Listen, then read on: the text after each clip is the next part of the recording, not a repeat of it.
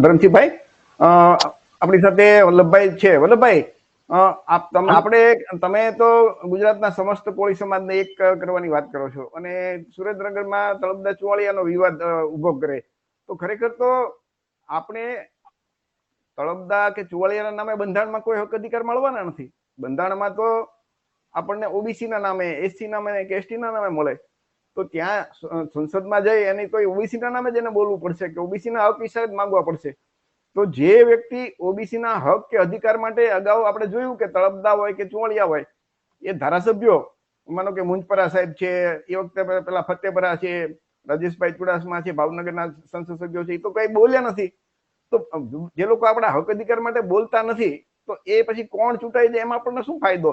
ખરેખર તો આપણે એની પાસે એ ચોખવટ કરાવવી જોઈએ કે જેને પણ એ જાય એ ખાતરી આપે કે તમે 100% જાતિ આધારિત સર્વે કરાવી શકશો, ઓબીસી ને એટલે કે મંડળ પંચની બધી ભલામણ અમલ કરાવી શકશો, ઓબીસી ને વસ્તીના પ્રમાણમાં આરક્ષણ ભાગીદારી અપાવી શકશો.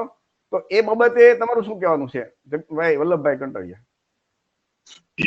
આભાર ચીમનભાઈ.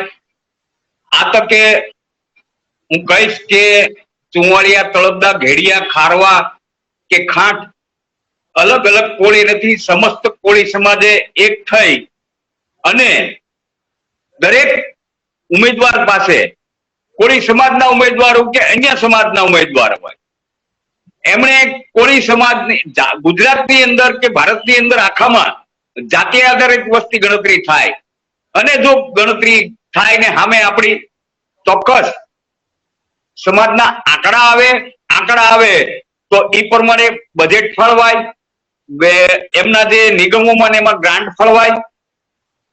તો દરેકે કોળી મતદારને આ તકે હું વિનંતી કરી કે આપની પાસે કોઈ પણ પક્ષના ઉમેદવાર, કોઈ પણ સમાજના ઉમેદવાર ટિકિટ લેવા મત માંગવા આવે ત્યારે આપ એને પૂછો કે 45 વર્ષથી મંડળ પંચ કમિશનની માત્ર 2 ભલામણોનો અમલ થયો છે, બાકીની તમામ ભલામણો બાકી છે.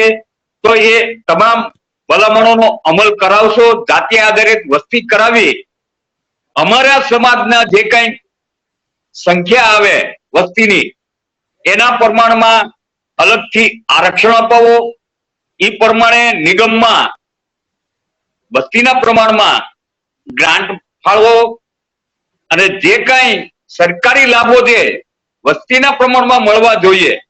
બંધારણમાં ચોખ્ખું લખ્યું છે કે જેની જેટલી વસ્તી એટલી એની તમામ જગ્યામાં હિસ્સેદારી.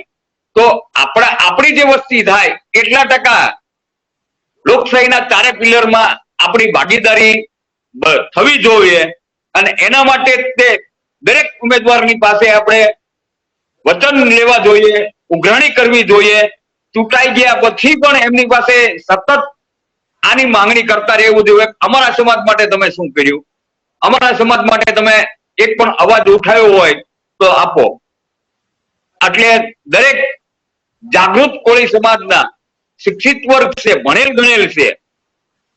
બાબા સાહેબે કીધું છે કે ખરેખર જે કોઈ સમાજને ધોખા દેતા હોય તો એનો ભણેલો ગણેલો સમાજ હોય છે.